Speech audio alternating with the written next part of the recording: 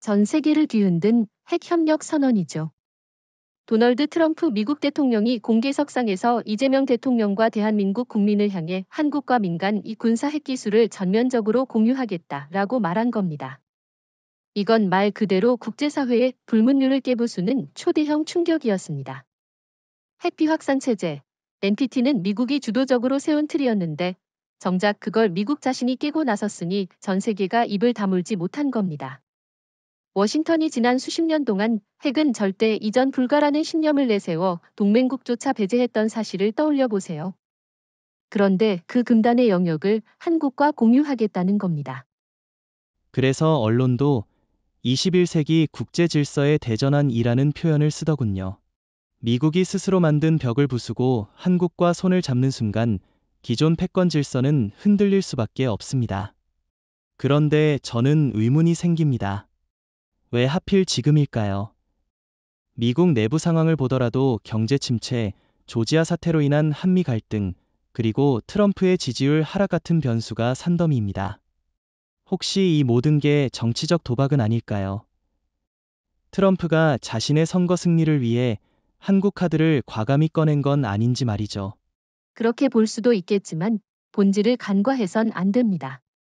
트럼프가 어떤 의도를 가지고 있든지 간에 그 결과는 똑같습니다. 한국이 핵심 플레이어로 부상하게 된다는 겁니다. 이미 한국은 세계 3대 원전 수출국 중 하나고 아랍에미리트 바라카 원전 건설을 통해 기술력과 신뢰를 입증했습니다. 또 세계에서 몇 안 되는 원자로 설계 능력과 핵연료 주기 관리 능력을 동시에 가진 나라죠. 이런 한국에 미국이 핵심 군사기술까지 내어주겠다는 건 사실상 서울을 핵심 국가 클럽에 편입시키는 선언과 다름없습니다. 그렇다면 중국과 일본은 어떻게 반응하겠습니까? 이미 베이징은 공식적으로 동북아 안정이 위협받는다라며 강력 반발했습니다. 하지만 그 속내는 두려움이죠. 왜냐하면 한국이 핵능력을 얻게 되면 중국의 전략 핵무기는 한순간에 균형을 잃게 됩니다. 일본은 더 복잡합니다. 도쿄는 미국과 동맹이라 자부했는데 정작 이런 중대한 사안에서 배제당했으니 충격이 클 수밖에 없죠. 왜 서울이고 왜 도쿄가 아닌가? 일본 내에서도 이런 자조 섞인 질문이 쏟아지고 있습니다. 그런데 저는 이렇게 생각합니다. 일본은 애초에 신뢰를 잃었습니다. 후쿠시마 원전 사고 이후 핵 안전성이라는 단어와 일본은 공존할 수 없게 됐습니다. 세계가 일본의 원자력 관리 능력을 불신하고 있는데 미국이 과연 그런 일본과 핵을 공유하겠습니까? 반면 한국은 원전 안전지수 세계 최상위권을 기록했고 원전 수출 프로젝트를 차질 없이 진행했습니다. 이 차이는 단순한 기술 격차가 아니라 신뢰의 격차입니다. 트럼프가 서울을 선택한 건 단순한 선택이 아니라 필연이었습니다. 하지만 여전히 불안 요소가 있습니다. 트럼프가 제안한 게 진짜 완전한 기술 이전일까요? 아니면 새로운 방식의 통제일까요? 과거 미국은 핵 공유라는 미명하에 유럽 동맹국들을 사실상 통제했습니다. 나토 내 핵 공유 체제를 보더라도 진짜 주도권은 워싱턴이 쥐고 있었죠. 그렇다면 한국 역시 가짜 공유, 즉 명목상의 협력만 받고 실제 독립적 핵능력은 얻지 못할 가능성도 배제할 수 없습니다. 좋은 지적입니다. 그러나 이번 건은 나토 사례와 다릅니다. 유럽 국가들은 이미 군사적으로 미국에 완전히 종속돼 있었고 자체 산업 기반이 약했습니다. 반면 한국은 다릅니다. 이미 세계 최강 반도체, 조선, 배터리, 방산 산업을 보유하고 있죠. 단순히 기술을 받아들이는 게 아니라 미국의 기술을 흡수하고 발전시킬 능력이 있는 국가입니다. 즉, 워싱턴이 아무리 통제하려 해도 한국은 그걸 그대로 우리 것으로 만들어낼 수 있다는 자신감이 있습니다. 그렇다면 이 제안은 결국 미국이 한국 없이는 안 된다는 고백일 수도 있겠군요. 특히 러시아와 중국이 협력하며 핵무기 현대화의 속도를 내고 있는 상황에서 미국은 혼자 힘으로는 균형을 유지하기 힘들어졌습니다. 그렇다면 한국과 손을 잡는 건 단순한 동맹 강화가 아니라 생존 전략이죠. 워싱턴이 이 정도로 절박하다는 사실 자체가 전 세계에 큰 충격을 던진 겁니다. 많은 사람들이 묻습니다. 왜 트럼프는 일본이 아니라 한국을 선택했는가? 미국과 일본은 70년 넘는 동맹 관계를 유지해왔고, 미일 안보조약을 통해 일본은 아시아의 핵심 파트너로 불려왔습니다. 그런데 정작 미국 대통령이 전면적 핵협력을 제안한 대상은 도쿄가 아니라 서울이었습니다. 이건 단순한 외교적 우연이 아니라 구조적인 이유가 있습니다.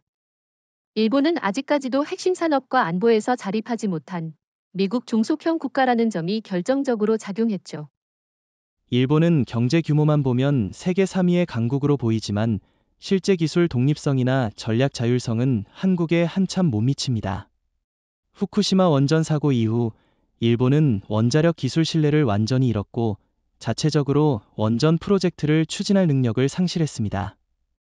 반면 한국은 아랍에미리트 바라카 원전처럼 세계에서 가장 까다로운 프로젝트를 성공적으로 수행했습니다.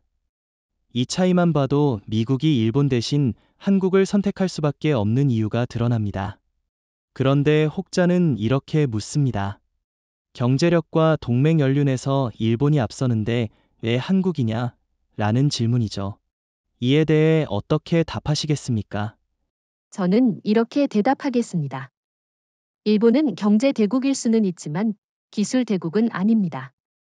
특히 미래산업과 전략산업에서는 한국이 압도합니다. 예를 들어 반도체 분야만 보더라도 일본은 소재나 장비 일부에만 강점이 있을 뿐 최첨단 칩을 만들 능력은 없습니다. 반면 삼성과 SK하이닉스는 3나노, HBM 분야에서 세계 최강 위치를 차지하고 있습니다. 미국 입장에서는 단순한 정치적 파트너가 아니라 실제 기술을 공유하고 발전시킬 수 있는 능력 있는 파트너가 필요했던 겁니다. 바로 그 점에서 한국은 일본과 비교조차 되지 않는 선택지였던 거죠. 좋은 지적입니다. 저는 여기에 또 하나의 요소를 추가하고 싶습니다. 바로 군사력입니다. 일본은 헌법 구조로 인해 여전히 전쟁 불가 국가라는 굴레에 묶여 있습니다. 아베 신조가 아무리 헌법 해석을 바꾸려 했어도 근본적인 제약은 여전히 존재합니다. 하지만 한국은 다릅니다. 세계 6위권 군사력을 보유했고 KSS-3 잠수함과 KF-21 전투기, 천궁-3 같은 첨단 무기를 자체적으로 개발하고 있습니다. 미국이 핵협력 파트너를 찾는다면 실제 군사적 역량을 가진 한국과 손잡는 게 훨씬 합리적이지 않겠습니까? 바로 그 점입니다. 일본은 아직도 미국이 지켜줘야 하는 나라, 즉 안보 수혜국으로 남아있지만 한국은 이미 스스로를 지킬 수 있는 나라입니다. 트럼프 입장에서 보자면 핵을 공유했을 때 그 기술을 제대로 활용할 수 있는 역량을 갖춘 나라가 필요했습니다. 일본은 그럴 수 없지만 한국은 가능합니다. 예컨대 핵 추진 잠수함 기술을 이전한다고 가정해 봅시다. 일본은 아직 조선 능력에서 한국을 따라오지 못합니다. 세계 최대 규모 조선소와 잠수함 건조 능력을 갖춘 한국이야말로 미국의 기술을 흡수해 곧바로 전략 자산으로 전환할 수 있는 나라라는 거죠. 그렇다면 이런 질문이 나올 수 있습니다.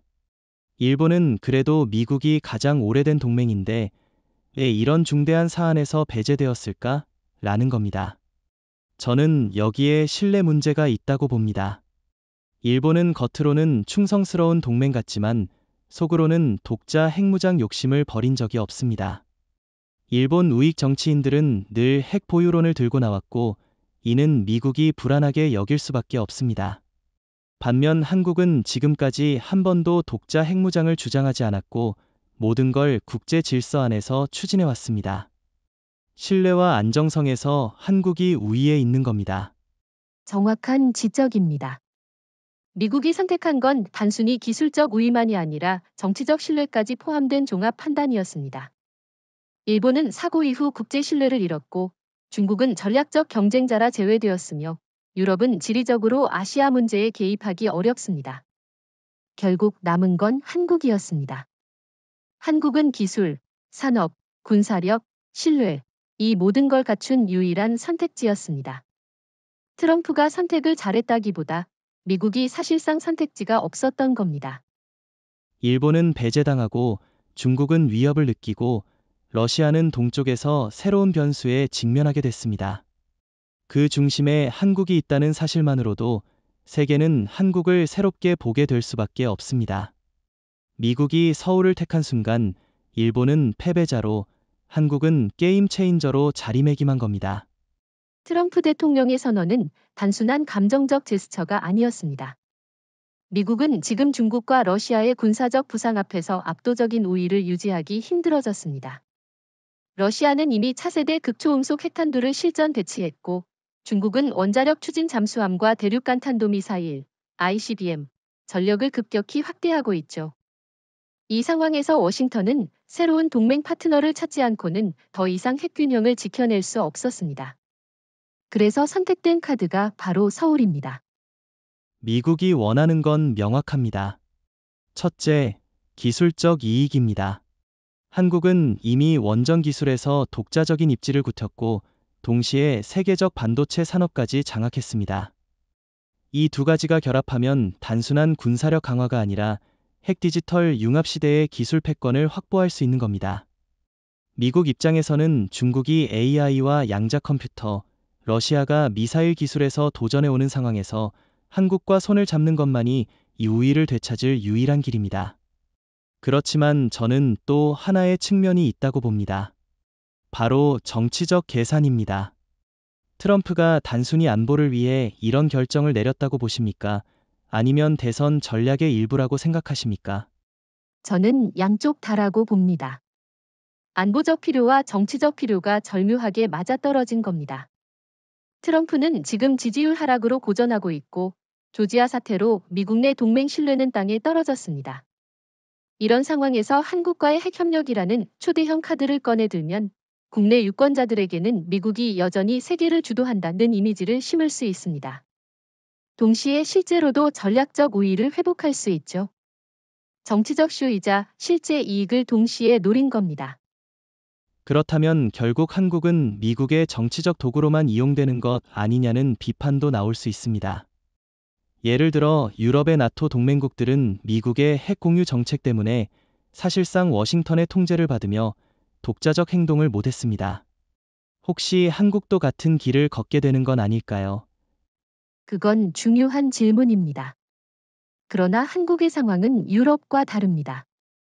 유럽은 이미 군사적으로 완전히 종속돼 있었고 산업 기반도 약했습니다. 그러나 한국은 다릅니다. 세계에서 유일하게 원전이 조선 이 반도체의 방산을 모두 장악한 나라입니다. 예컨대 핵추진 잠수함 기술을 제공받는다고 하면 한국은 곧장 울산 조선소에서 실물로 만들어낼 수 있습니다.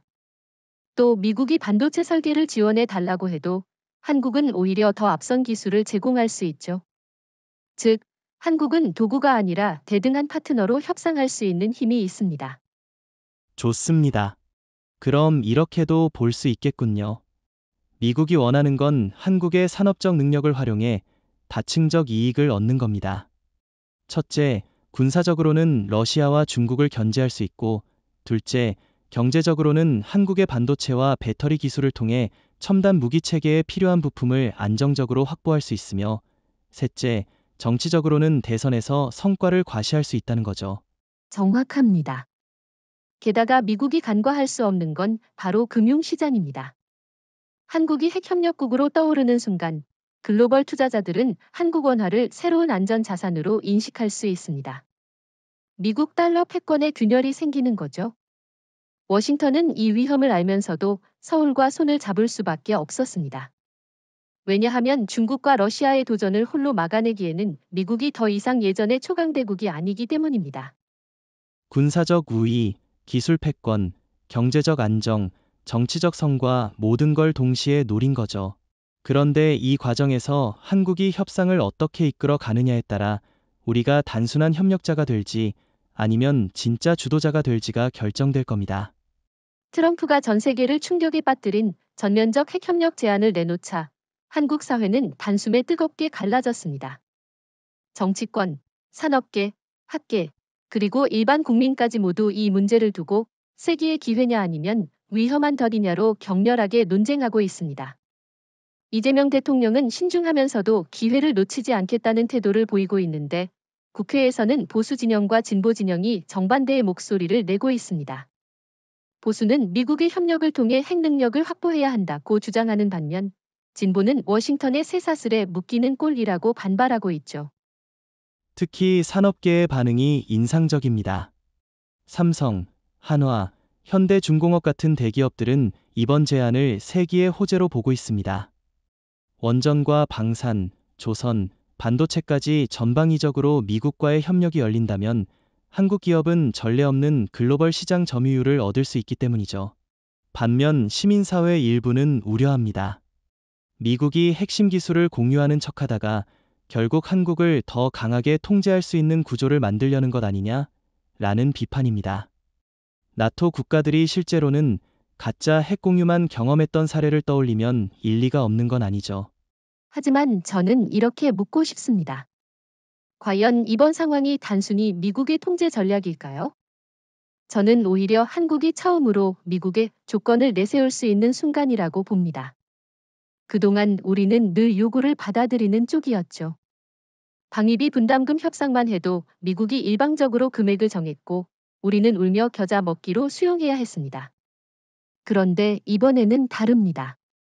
미국이 한국의 도움 없이는 중국과 러시아를 상대할 수 없다는 걸 스스로 인정했습니다.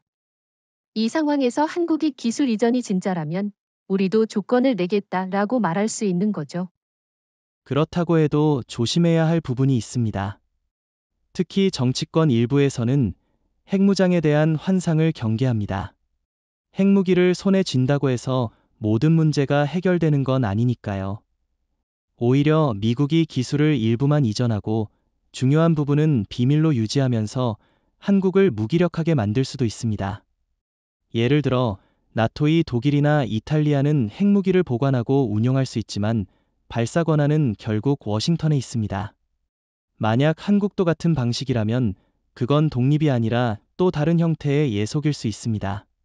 좋은 지적입니다. 하지만 이번에는 나토와 달리 한국이 이미 자체 기반을 갖추고 있다는 점이 다릅니다. 우리는 원자로를 설계할 수 있고 잠수함을 건조할 수 있으며 무엇보다 반도체와 배터리 같은 전략 자산을 장악하고 있습니다. 즉, 미국이 아무리 통제하려 해도 한국은 실제 역량을 바탕으로 협상의 주도권을 잡을 수 있습니다. 이재명 대통령도 이를 알고 있기에 단순한 협력은 없다, 조건 없는 기술 이전은 없다라는 입장을 내세울 수 있는 겁니다. 국민 여론도 흥미롭습니다. 최근 여론조사를 보면 응답자의 절반 이상이 미국의 핵협력을 받아들여야 한다고 답했습니다. 하지만 동시에 무조건 수용이 아니라 한국의 독자적 권리를 확보해야 한다. 라는 조건부 지지가 많았습니다. 이는 국민들이 더 이상 미국을 구세주로만 보지 않는다는 증거입니다. 조지아 사태에서 300명의 한국인이 억류됐던 굴욕을 경험한 이후 국민들은 미국도 한국 없이는 버티지 못한다. 라는 자각을 갖게 된 거죠. 결국 이번 논쟁은 한국 사회의 성숙도를 보여주는 장면이라고 생각합니다. 예전 같으면 미국이 주는 건 무조건 받아야 한다라는 목소리가 압도적이었을 겁니다. 하지만 이제는 다릅니다. 받되 조건을 붙여야 한다. 이용당하지 말고 주도해야 한다라는 성숙한 인식이 확산되고 있습니다. 이는 곧 한국이 진정한 의미의 전략적 자율성, 즉 독립적 강국으로 나아가고 있다는 신호입니다. 국내 반응은 두 갈래입니다. 한쪽은 세기의 기회라며 환영하고 다른 한쪽은 위험한 더디라며 경계합니다. 하지만 공통점이 하나 있습니다. 더 이상 미국의 요구를 무조건 따르지 않겠다는 국민적 자각입니다. 이 자각이야말로 이번 협상을 한국에 유리하게 끌고 갈 가장 강력한 무기 아닐까요? 트럼프 대통령이 내세운 전면적 핵협력 제안이 단순히 기술 이전에 그치지 않고 서울에게는 국가 전략을 근본적으로 바꿀 수 있는 기회가 될 수 있다는 겁니다. 만약 한국이 진짜 군사 핵기술을 손에 넣게 된다면 지금까지 수십 년간 미국의 해구산에 의존하던 구조에서 벗어나 자체 핵방패를 구축할 수 있습니다. 이건 단순한 군사력의 문제가 아닙니다. 정치적, 외교적, 그리고 경제적 자율성을 모두 확장하는 길이죠. 저는 여기서 의문을 제기하고 싶습니다. 정말 미국이 완전한 핵심 기술을 줄까요? 나토 국가들을 떠올려 보십시오. 독일, 이탈리아, 네덜란드 모두 핵공유라는 이름으로 미국 전술핵을 보관하고 있지만 발사 권한은 철저히 워싱턴에 있습니다. 겉보기엔 핵 보유국처럼 보이지만 실제론 미국의 통제 하에 있는 거죠. 한국이 만약 그 길을 걷게 된다면 진짜 전략적 자율성을 얻는 게 아니라 새로운 형태의 속박을 맞이하게 될 수도 있지 않습니까? 그 점은 분명 경계해야 합니다. 그러나 이번 협력은 유럽 모델과 달리 한국이 독자적으로 활용할 여지가 훨씬 큽니다. 한국은 이미 KSS-3 잠수함을 자체 개발했고 미사일 방어체계와 정밀 유도무기도 자체 생산합니다. 즉, 핵 추진 시스템이나 핵탄두 기술 일부만 제공돼도 곧바로 실전 전력으로 전환할 수 있는 역량이 있습니다. 유럽 국가들은 산업 기반이 취약했기 때문에 미국에 종속될 수밖에 없었지만 한국은 다릅니다. 핵심 기술을 흡수해 우리의 방식으로 운용할 수 있는 나라죠. 그렇다면 이재명 대통령이 강조한 조건 없는 이전은 없다라는 발언이 중요한 의미를 갖습니다. 한국이 진짜 핵심 기술, 즉 핵연료 주기 관리, 잠수함용 원자로 설계, 그리고 발사 권한에 대한 독립적 결정권을 확보하지 못한다면 이번 협력은 아무 의미가 없습니다. 저는 여기서 질문을 던지고 싶습니다. 과연 워싱턴이 이런 민감한 기술까지 내어줄까요? 아니면 한국을 달래기 위해 반쪽짜리 협력만 내놓을까요? 바로 그 부분이 한국 외교와 정치의 시험대입니다. 미국은 분명 반쪽짜리를 내놓으려 할 겁니다. 하지만 이번엔 상황이 다릅니다. 미국이 한국의 기술력 없이는 중국과 러시아를 상대할 수 없다는 게 드러났습니다. 반도체, 원전, 조선, 방산 롤인 원 국가가 한국이죠. 이 상황에서 서울이 강경한 조건을 내민다면 워싱턴은 거절할 수 없습니다. 즉, 한국이 협상을 주도할 수 있는 드문 순간이 찾아온 겁니다. 또 하나 주목할 점은 국민 인식의 변화입니다. 예전 같으면 미국이 지켜주는 해구산에 만족하자라는 목소리가 많았겠지만 지금은 다릅니다. 조지아 사태와 25% 관세 폭탄을 겪으면서 국민들은 미국의 해구산이 결코 믿을 만한 안전망이 아님을 깨달았습니다. 오히려 독자적 핵방패를 구축해야만 한국이 진짜 안전할 수 있다는 자각이 커지고 있죠. 여론조사에서도 절반 이상이 조건부 핵협력을 찬성한다는 결과가 나왔습니다. 바로 그 점에서 이번 기회는 단순한 군사기술 이전이 아니라 정체성의 전환을 의미합니다. 한국이 독자적 핵 능력을 갖추면 이제 더 이상 미국의 보호자 아래서 움직이는 나라가 아니라 스스로를 지키고 이웃 국가를 압박할 수 있는 강국이 됩니다. 중국이 동북아에서 호령하는 시대는 끝나고 일본이 미국 덕분에 생존하는 구조도 무너집니다. 한국이 스스로 방패를 들었을 때 주변국의 전략 계산은 송두리째 흔들리게 됩니다. 결국 관건은 한국이 이건 진짜 공유냐 아니면 새로운 속박이냐라는 질문에 답을 찾는 겁니다. 저는 개인적으로 한국이 독자적 조건을 끝까지 밀어붙인다면 이번 협력은 세기의 기회가 될 수 있다고 봅니다. 하지만 만약 정치권이 눈앞의 이익에 급급해 반쪽짜리 합의에 만족한다면 우리는 또다시 워싱턴의 족쇄를 차게 될 수도 있습니다. 트럼프 대통령이 한국과 전면적 핵협력을 제안하자 베이징은 곧바로 강력한 반발을 쏟아냈습니다. 중국 외교부는 동북아의 안정이 무너진다라며 성명을 발표했고 관영 언론은 한국을 위험한 도박꾼으로 몰아가고 있습니다. 하지만 이런 반응은 표면적인 비난에 불과합니다.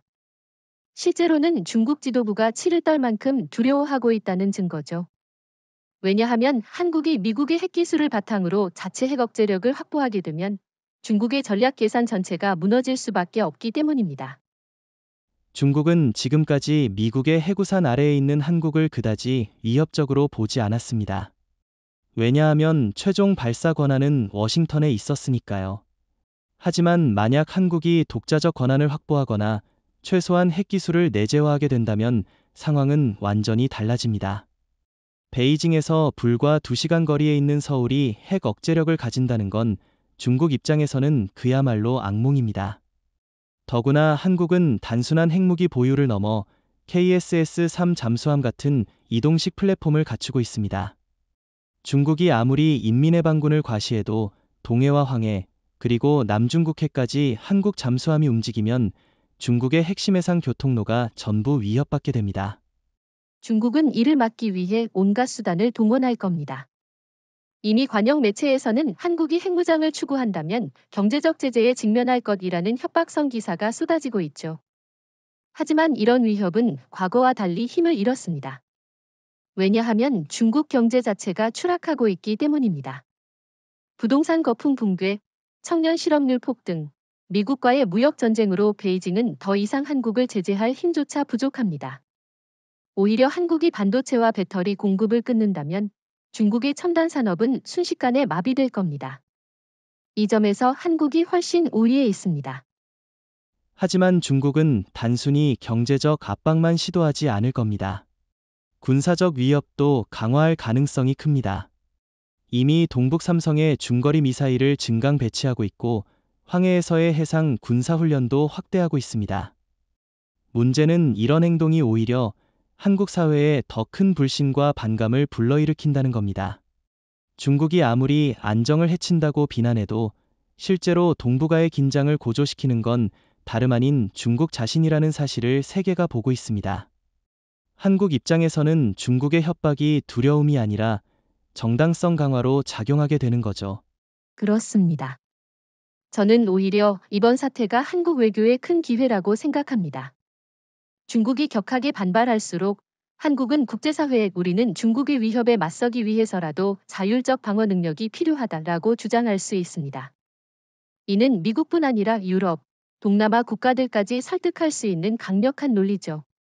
베이징이 과민 반응을 보이는 순간 서울은 국제 무대에서 명분을 얻는 셈입니다. 중국의 가장 큰 두려움은 핵균형이 깨지는 것입니다. 지금까지 중국은 미국과의 전략 균형만 관리하면 됐습니다. 하지만 이제 한국이라는 새로운 변수, 그것도 바로 국경 옆에 있는 나라가 추가됩니다.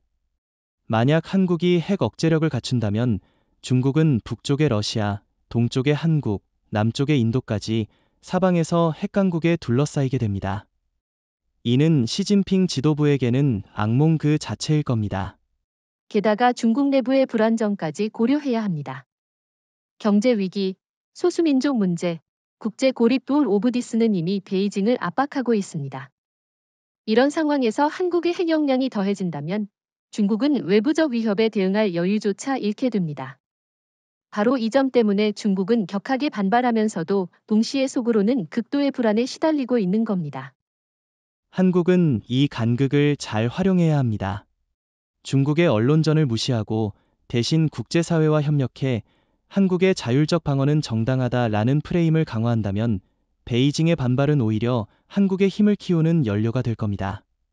트럼프 대통령이 한국과의 전면적 핵 협력을 선언하자 도쿄는 충격과 혼란에 빠졌습니다.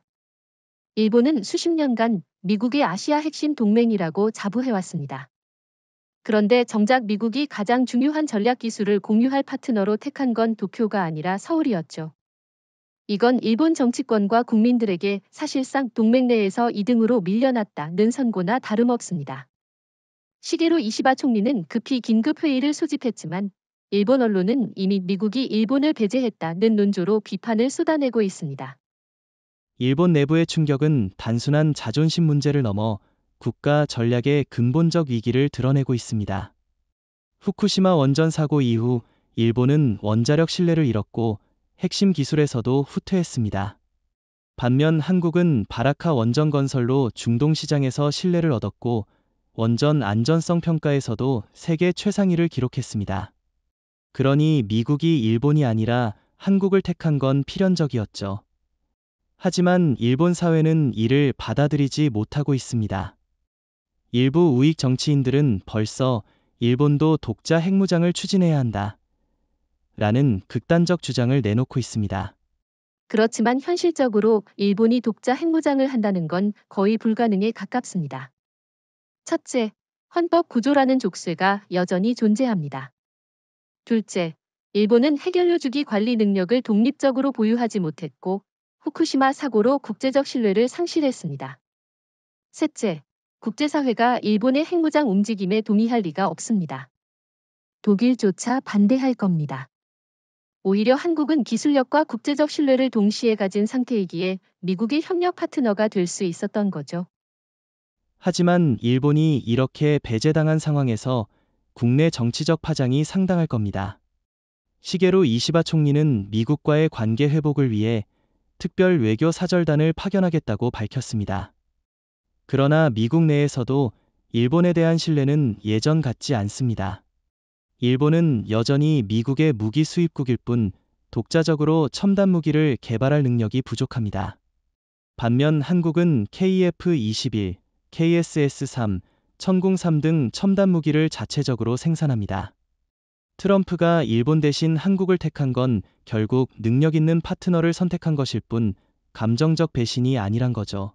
일본은 동맹이라는 이름으로 미국에 매달렸지만 결국 실력으로 평가받는 순간 한국에 밀려난 겁니다. 한국은 이미 반도체와 배터리, 원전과 조선, 방산까지 세계 정상급 위치를 차지했습니다. 일본이 아무리 우리는 오랜 동맹이다라고 주장해도 미국이 전략적으로 믿을 수 있는 건 한국뿐이라는 현실이 드러난 거죠. 저는 여기서 일본이 충격을 받은 진짜 이유는 동맹 배제가 아니라 능력 부족이라는 냉정한 현실을 마주하게 됐기 때문이라고 봅니다. 흥미로운 점은 일본 내 여론의 분열입니다. 일부는 이제 일본도 독자 핵무장을 추진해야 한다라고 하지만 대다수 국민은 핵에 대한 공포가 강해 그런 주장을 받아들이지 않습니다. 오히려 핵은 한국에 맡기고 일본은 경제에 집중하자라는 목소리도 나오고 있습니다. 이는 일본이 이미 전략적 자신감을 잃었음을 보여줍니다. 한국이 주도권을 쥔 순간 일본은 스스로를 이류 동맹국으로 인정하게 된 셈이죠. 지금 러시아는 우크라이나 전쟁으로 유럽 전선에서 이미 막대한 부담을 안고 있습니다. 그런데 이번에 미국과 한국이 핵협력이라는 카드를 꺼내들자 모스크바는 사실상 이중의 두통에 직면하게 됐습니다. 하나는 나토와의 전면 대결, 다른 하나는 극동에서 한국이라는 새로운 변수의 등장입니다. 푸틴 대통령 입장에서 보면 유럽에서 나토의 압박을 받고 있는 와중에 아시아에서는 한국이 핵 억지력을 확보하는 상황이 되는 겁니다. 이는 단순한 부담이 아니라 전략적 악몽이라고 할 수 있습니다. 러시아가 가장 두려워하는 건 바로 해양 균형의 붕괴입니다. 지금까지 러시아는 태평양에서 일본을 크게 의식하지 않았습니다. 일본은 헌법 제약으로 독자적 군사 행동을 하기 어렵기 때문이죠. 하지만 한국은 다릅니다. KSS-3 잠수함은 이미 3,000톤급 이상의 플랫폼에 SLBM을 탑재할 수 있고 만약 핵탄두까지 결합된다면 태평양에서 러시아의 해상 전략은 근본적으로 흔들립니다. 특히 블라디보스토크, 캄차카 반도의 전략 핵 잠수함 기지는 한국 잠수함의 작전 반경 안에 들어갑니다. 바로 그 점 때문에 러시아는 이번 사태를 좌시할 수 없습니다. 이미 모스크바 외무부는 동북아의 군사적 긴장을 심화시키는 행위라며 한국을 비난했습니다. 하지만 이건 본심이 아니라 불안의 표현일 뿐입니다. 러시아 입장에서 지금은 우크라이나 전쟁을 수습하는 것만으로도 벅찬데 아시아에서 한국이 핵심 변수로 부상한다면 러시아는 두 개의 전선을 동시에 관리해야 합니다. 푸틴 대통령의 입지가 더욱 흔들릴 수밖에 없는 이유죠. 여기에 경제적 부담도 큽니다. 러시아는 에너지 수출로 외화를 벌어들이는데 한국이 핵산업과 에너지 시장을 장악하게 되면 러시아의 수출길이 막힐 수 있습니다. 특히 중동과 아프리카에서 한국형 원전이 러시아 로사톰을 대체한다면 모스크바는 군사뿐 아니라 경제적으로도 타격을 받습니다. 이번 협력은 단순히 핵무기 문제가 아니라 러시아의 먹고 사는 문제까지 건드리는 셈입니다. 저는 여기서 한국의 전략적 우위를 다시 강조하고 싶습니다. 한국이 만약 핵기술을 확보한다면 단순히 방어 능력을 넘어서 태평양과 인도양까지 영향력을 확장할 수 있습니다. KSS-3 잠수함이 핵탄두를 탑재하고 작전하면 미국도 긴장하겠지만 러시아는 더 큰 압박을 받을 겁니다. 왜냐하면 러시아의 극동기지가 그 첫 번째 타깃이 될 수 있기 때문이죠. 결국 러시아는 한국의 존재만으로도 전략적 계산을 다시 짜야 합니다. 그런데 러시아가 이 상황을 단순히 방관할까요? 저는 그렇지 않다고 봅니다. 모스크바는 분명히 중국과의 협력을 강화하려 들 겁니다. 이미 푸틴과 시진핑은 반미연대를 내세우고 있는데 한국의 핵부상은 그들의 동맹을 더 긴밀하게 만들 수 있습니다. 하지만 여기에도 한계가 있습니다. 중국과 러시아 모두 경제적으로 취약하고 상호 불신이 존재하죠. 오히려 한국은 이 틈을 활용해 자신만의 전략적 입지를 굳힐 수 있습니다. 러시아와 중국이 손을 잡는다고 해도 한국의 핵 억제력이 현실화된다면 상황은 달라집니다. 한국은 이미 반도체와 방산 수출을 통해 글로벌 공급망을 장악했고 유럽과 중동은 러시아 대신 한국을 선택하고 있습니다. 이 흐름은 되돌릴 수 없습니다. 한국이 핵심 기술을 손에 넣으면 러시아는 군사, 경제 양쪽에서 더 큰 압박을 받을 수밖에 없습니다. 유럽에서 나토, 아시아에서 한국 푸틴 대통령은 두 전선을 동시에 관리해야 하는데 이미 경제와 군사 모두에서 여력이 부족합니다. 저는 이 상황이 장기적으로 러시아의 쇠퇴를 앞당길 거라고 봅니다. 한국의 부상은 단순히 지역 변수가 아니라 러시아의 세계 전략을 무너뜨리는 결정적 요인이 될 수 있습니다. 지금까지 한국은 미국과의 관계에서 늘 방어적 위치에 있었습니다. 방위비 분담 협상에서도, 통상 협상에서도, 심지어 동맹의 이름으로 얽힌 군사적 문제에서도 한국은 요구를 수용하는 쪽이 많았습니다. 하지만 이번은 다릅니다. 트럼프 대통령이 먼저 한국의 전면적 핵 협력을 제안했다는 건 이제 미국이 한국을 필요로 한다는 뜻이고, 따라서 서울이 협상의 주도권을 쥘 수 있는 순간이라는 겁니다. 이재명 대통령은 이를 세기의 기회이자 세기의 협상이라고 규정했고, 국익을 극대화할 조건들을 준비 중입니다. 이번 협상은 단순히 기술 이전 여부가 아니라 권력 구조 자체를 다시 짜는 문제입니다. 미국은 한국에게 핵기술을 공유하겠다고 말했지만 한국은 단순히 수용할 게 아니라 조건을 내걸 수 있습니다. 예를 들어 첫째, 핵심 기술의 완전한 이전, 즉 원자로 설계, 핵연료 주기 관리, 발사 통제권을 포함한 진짜 기술 공유를 요구할 수 있습니다. 둘째, 미국이 한국의 독자적 권한을 공식적으로 인정하는 것입니다. 셋째, 한미 간 군사 협력 구조에서 한국의 거부권, 이른바 핵 비토권을 보장받는 겁니다. 이런 조건들이 충족되지 않는다면 한국은 협력 자체를 거부할 수도 있다는 강경한 입장을 취해야 합니다. 사실상 이번 협상은 한국이 미국을 시험하는 무대이기도 합니다. 워싱턴이 진심으로 한국을 파트너로 대우할지 아니면 여전히 종속국으로 취급할지가 드러나는 순간입니다. 저는 이재명 대통령이 이런 상황을 충분히 인식하고 있다고 봅니다. 실제로 최근 발언에서 그는 한국은 더 이상 동맹의 들러리가 아니다. 우리는 대등한 주체로 협상한다라고 못 박았습니다. 이는 단순한 정치적 수사가 아니라 국민적 요구이기도 합니다. 조지아 사태와 25% 관세 폭탄 이후 국민들은 미국을 맹목적으로 신뢰하지 않겠다고 결심했습니다. 다만 한 가지 변수는 미국이 반쪽짜리 제안을 들고 올 수 있다는 점입니다. 예를 들어 핵 추진 잠수함 기술은 주겠다. 하지만 핵탄두 통제권은 안 된다라든지 원자로 설계 일부만 넘겨주고 핵연료 주기 관리는 공유하지 않는다라는 식이죠. 이런 조건을 받아들일 경우 한국은 또다시 종속의 덫에 빠지게 될 겁니다. 저는 그래서 한국이 이번 협상에서 반드시 레드라인을 설정해야 한다고 봅니다. 그 레드라인은 바로 독자적 권한 보장입니다. 저는 동의합니다. 게다가 이번 협상에서 한국이 내세울 수 있는 지렛대는 상상 이상으로 강력합니다. 반도체 공급망, 배터리, 조선, 방산 도울 오브 디스는 미국이 절실히 필요로 하는 것들입니다. 만약 미국이 불성실하게 나온다면 한국은 언제든지 유럽, 중동, 심지어 브릭스 국가들과 더 긴밀히 협력할 수 있습니다. 실제로 사우디와 UAE는 이미 한국의 원전을 선택했고 폴란드와 루마니아는 한국의 방산 제품을 도입했습니다. 한국은 이제 협상에서 대안 없는 파트너가 아니라 여러 선택지를 가진 강국입니다.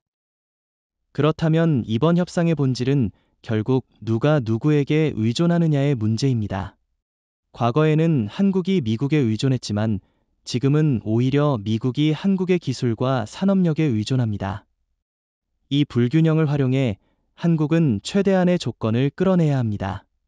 저는 이재명 대통령이 이번 협상을 단순히 군사 문제로만 보지 않고 경제, 외교, 금융까지 포괄하는 종합 패키지 협상으로 만들어야 한다고 생각합니다.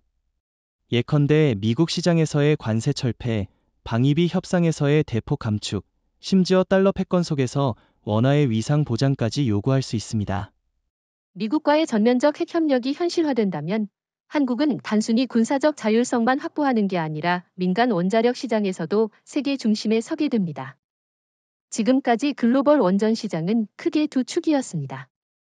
러시아의 로사톰, 그리고 프랑스의 아레바. 하지만 우크라이나 전쟁 이후 러시아는 제재로 신뢰를 잃었고 프랑스는 기술적 문제와 재정난으로 경쟁력을 잃었습니다. 이런 공백을 이미 한국이 메우고 있습니다. 아랍에미리트 바라카 원전 성공, 체코의 폴란드 원전 수주, 사우디 협상 도울 오브디스가 한국의 이름을 각인시켰습니다. 만약 이번에 미국이 핵심 기술까지 공유한다면 한국은 군사, 민간 양쪽 모두에서 핵심 허브로 자리매김할 겁니다. 에너지 시장의 관점에서 보자면 이번 협력은 사실상 한국을 세계 원자력 공급망의 심장부로 만드는 전환점입니다. 예컨대 중동과 아프리카 국가들은 더 이상 러시아와 거래하기 힘들어졌습니다. 국제 제재 위험이 크고 기술 신뢰성도 떨어졌으니까요. 반면 한국은 이미 신뢰를 쌓았고 무엇보다 빠른 건설 속도와 비용 효율성에서 압도적입니다. 바라카 원전만 봐도 한국은 시간 내에 예산 내에서 안전하게 완수했습니다. 이건 국제 원자력 시장에서 극히 드문 사례입니다. 그러니 이제 두바이든 리야드든 카이로든 다 서울을 찾을 수밖에 없습니다. 그런데 여기서 질문 하나. 미국이 과연 한국이 글로벌 시장을 장악하는 걸 그냥 지켜만 볼까요? 미국은 당연히 견제할 겁니다. 하지만 동시에 한국의 성공을 인정하지 않을 수 없습니다. 왜냐하면 워싱턴도 러시아를 대체할 파트너가 필요하기 때문이죠. 유럽 국가들은 탈원전을 외쳤다가 에너지 위기를 겪고 있고 이제는 다시 원전이 필요합니다. 그런데 믿을 만한 공급자는 한국뿐입니다. 프랑스는 이미 아레바 파산으로 이미지가 추락했고 일본은 후쿠시마 사고 이후 원전 재앙이라는 낙인이 찍혔습니다. 결국 미국이 원전 시장을 안정시키려면 한국을 전면에 세우는 수밖에 없습니다. 그렇다면 한국이 얻는 이익은 엄청납니다.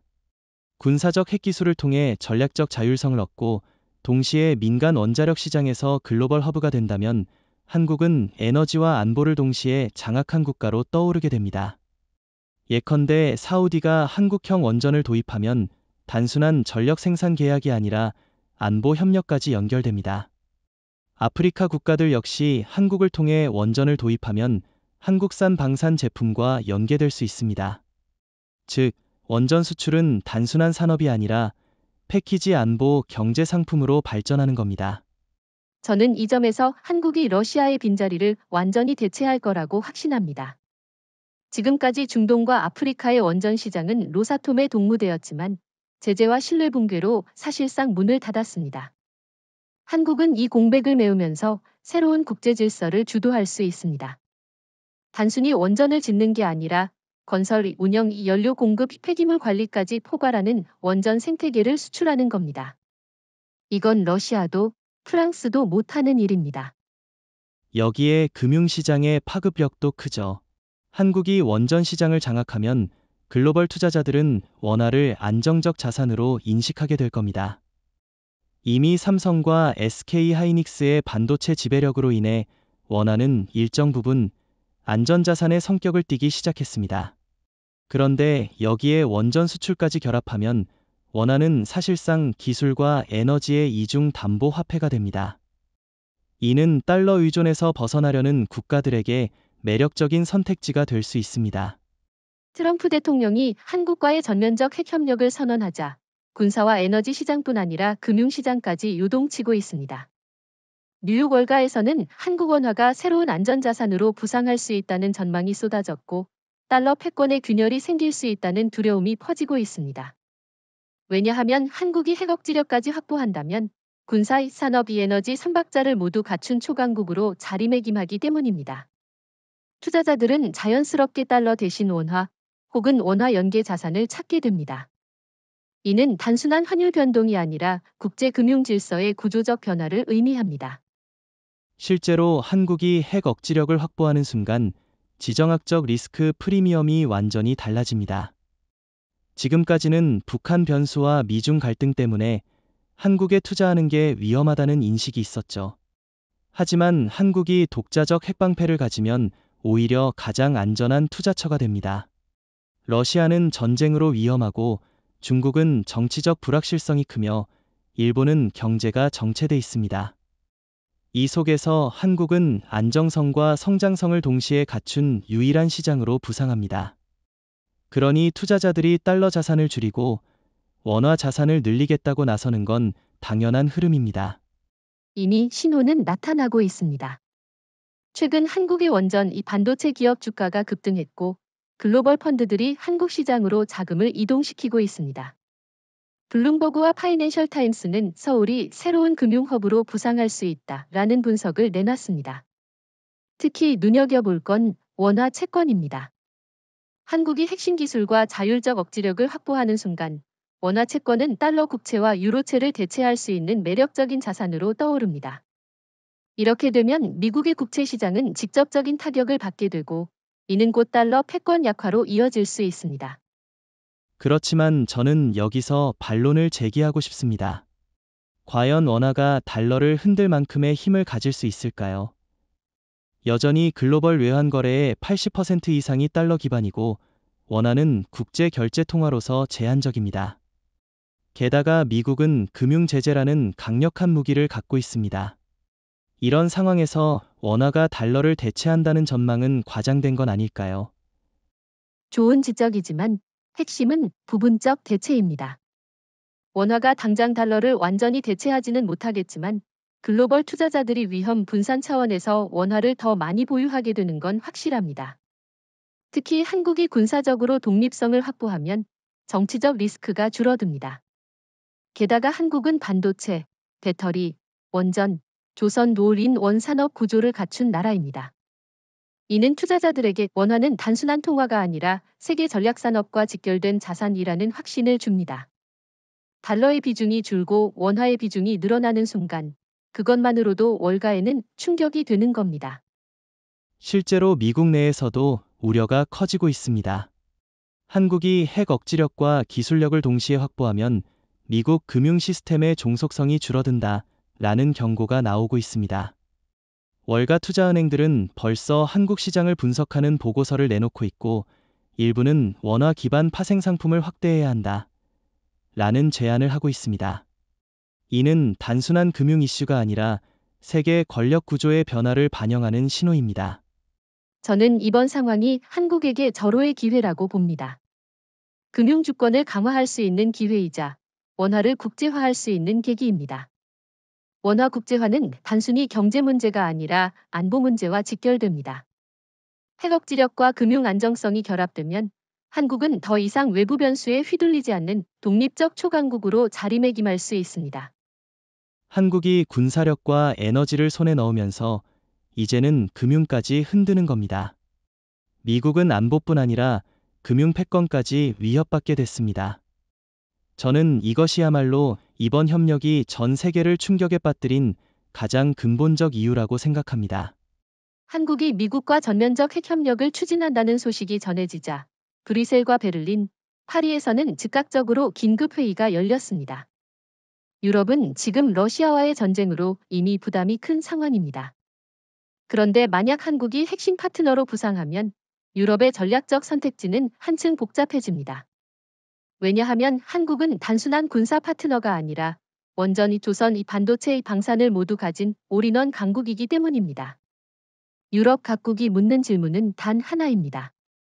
우리가 한국과 손잡아야 하는가? 아니면 미국의 통제를 지켜야 하는가? 유럽 내부의 반응은 크게 두 갈래로 나뉘고 있습니다. 동유럽과 북유럽 국가들은 한국을 환영하는 분위기입니다. 특히 폴란드, 루마니아, 체코 같은 나라들은 이미 한국 방산과 원전을 도입했고 나토 내에서 한국을 더 많이 끌어들여야 한다라고 주장합니다. 하지만 프랑스와 독일은 복잡합니다.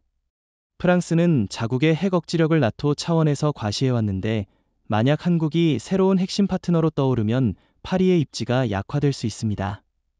독일 역시 경제적 이해관계 때문에 쉽게 결단을 내리지 못하고 있죠. 그러니 유럽은 지금 갈라져 있습니다. 저는 유럽이 결국 한국을 선택할 수밖에 없다고 봅니다. 이유는 간단합니다. 러시아의 로사톰이 국제 원전 시장에서 퇴출된 지금 유럽이 안정적으로 의존할 수 있는 파트너는 한국뿐입니다.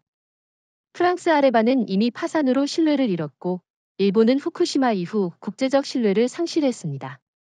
결국 유럽이 에너지와 안보 양쪽을 모두 보장받으려면 한국과의 협력이 필수적입니다. 나토가 최근 한국 해군 함정을 공동훈련에 참여시키는 것도 같은 맥락입니다. 그렇다고 해도 유럽은 여전히 망설이고 있습니다. 가장 큰 이유는 통제력 상실에 대한 두려움입니다. 나토의 핵 공유 체제는 철저히 미국의 통제 아래 있습니다. 그런데 한국이 독자적 권한을 가진 채 핵 억지력을 확보한다면 이는 나토의 기존 시스템과 충돌할 수 있습니다. 예컨대 한국의 핵잠수함이 태평양에서 작전하면서 동시에 나토의 훈련에 참여한다고 가정해 보십시오. 발사 권한이 워싱턴이 아니라 서울에 있다면 나토 내부에서 우리는 어떤 기준으로 협력해야 하는가? 라는 혼란이 생길 겁니다. 맞습니다. 그러나 이 혼란은 오히려 나토가 한국을 더 중시해야 한다는 증거이기도 합니다. 왜냐하면 나토의 고민은 결국 우리가 한국을 통제할 수 없으니 차라리 더 긴밀히 협력해야 한다라는 결론으로 이어질 수 있기 때문입니다. 특히 유럽은 지금 러시아와의 전쟁으로 심각한 소모전을 겪고 있습니다. 전차, 포탄, 미사일까지 한국산 무기 없이는 버티기 힘든 상황이죠. 결국 유럽은 선택의 여지가 없습니다. 흥미로운 건 나토 내부에서 나온 일부 제안입니다. 최근 브뤼셀에서 열린 안보 포럼에서는 한국의 핵잠수함 전력을 나토의 공동 억지 시스템에 통합해야 한다. 라는 의견이 나왔습니다. 이는 전례 없는 발상입니다. 아시아 국가의 핵전력을 유럽 중심 동맹에 편입하자는 제안은 과거엔 상상도 못할 일이었죠. 하지만 지금은 다릅니다. 그만큼 한국의 위상이 높아졌다는 반증입니다. 저는 이 장면이야말로 국제 질서가 바뀌고 있다는 신호라고 봅니다. 과거엔 한국이 나토의 훈련에 참관만 해도 큰 뉴스가 됐습니다. 하지만 이제는 나토가 한국의 전력을 자산으로 삼고 싶어 합니다. 유럽이 한국을 파트너로 받아들일지 여부는 시간이 걸리겠지만 방향은 분명합니다. 유럽은 러시아를 대체할 공급자와 파트너가 필요하고 그 해답은 오직 한국뿐입니다.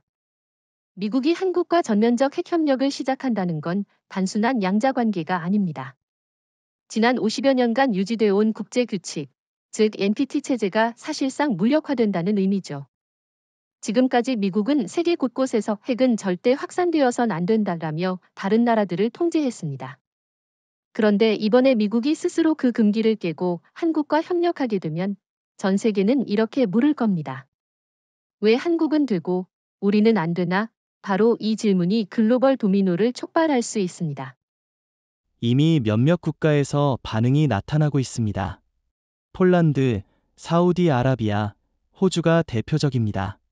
폴란드는 러시아의 위협 때문에 오래전부터 독자 핵무장 필요성을 제기했지만 늘 미국에 막혔습니다.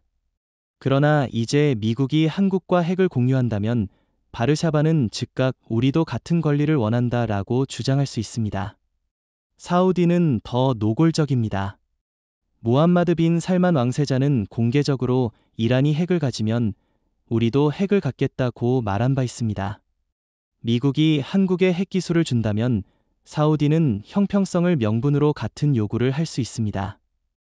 호주 역시 중국의 위협을 이유로 핵잠수함 이상을 요구할 가능성이 있습니다. 이건 단순한 확산 우려가 아니라 국제 질서의 근간이 흔들린다는 뜻입니다. 미국이 스스로 금기를 깼다는 사실 자체가 다른 나라들의 면허를 주는 효과를 낳을 겁니다. 서울이 가능하다면 왜 리야드, 바르샤바, 캔버라는 안 되나? 이런 질문을 막을 논리가 미국에게는 더 이상 없습니다.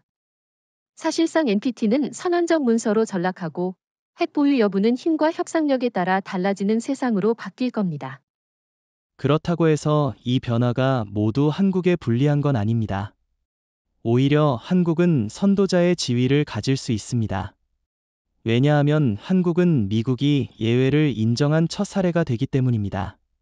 앞으로 다른 나라가 핵을 요구할 때마다 한국처럼 기술 산업 신뢰를 갖춘 나라인가? 라는 조건이 붙을 수 있습니다. 즉, 한국은 국제 규칙을 깨뜨리는 문제아가 아니라 새로운 기준을 제시하는 모델 케이스가 될 수 있는 겁니다. 저는 바로 그 점에서 이번 사태가 역사적이라고 생각합니다. 한국은 그동안 늘 국제 규칙을 따르는 모범 학생으로 불렸습니다. 그런데 이번에는 미국의 금기를 깨뜨리는 변수로 떠올랐습니다. 그러나 그 변수는 부정적인 의미가 아니라 새로운 질서를 만들어내는 긍정적 의미입니다. 만약 한국이 독자적 자율성을 확보하면서도 책임 있는 행동을 한다면 세계는 한국을 새로운 시대의 규칙 제정자로 바라보게 될 겁니다. 그렇지만 동시에 위험성도 있습니다. 만약 한국이 책임 있는 행동을 보여주지 못하고 단순히 미국의 통제 안에서 움직인다면 국제사회는 한국을 선망하기보다 불신할 수 있습니다. 한국은 미국의 이중잣대를 정당화한 나라라는 비판이 나올 수 있죠. 그래서 저는 이번 사태에서 한국 정부가 단순히 기술 이전을 받는 데 만족하지 말고 핵 자율권과 국제적 책임을 동시에 강조해야 한다고 봅니다. 그래야만 한국이 진짜 리더십을 줄 수 있습니다. 지금까지 한국은 늘 에너지 수입국이자 미국의 해구산에 의존하는 중견국가로 여겨졌습니다. 그러나 트럼프의 제안과 서울의 대응이 현실화된다면 한국은 불과 몇 년 만에 수입국에서 핵심 공급국으로 종속국에서 주권 핵강국으로 변모하게 됩니다. 이건 단순한 지위 변화가 아니라 국가 정체성의 전환입니다.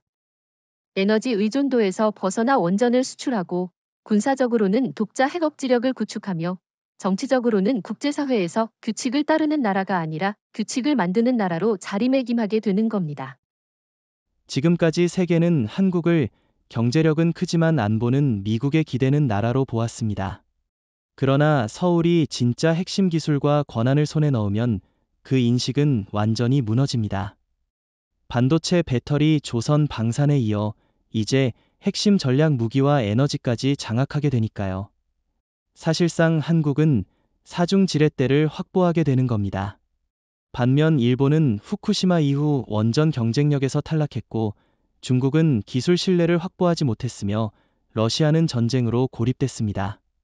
즉, 한국은 이제 대체 불가능한 국가로 부상하게 되는 거죠. 저는 여기서 중요한 심리적 효과를 강조하고 싶습니다.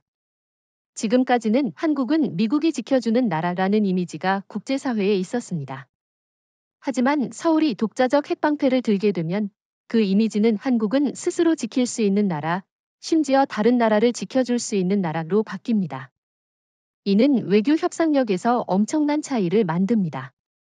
예를 들어 중동 국가들이 한국의 원전과 방산 패키지를 요구할 때 단순히 경제 계약이 아니라 안보 보증까지 기대할 수 있습니다. 한국은 더 이상 협상장에서 요청자가 아니라 제공자가 되는 겁니다. 하지만 저는 여기서 경계해야 할 점도 있다고 봅니다. 핵왕좌에 오른다는 건 단순한 권력 강화가 아니라 그만큼 책임도 커진다는 뜻입니다. 국제사회는 한국을 새로운 규칙 제정자로 바라보게 될 것이고 따라서 더 큰 감시와 요구를 던질 겁니다. 서울은 책임있게 행동할 수 있는가?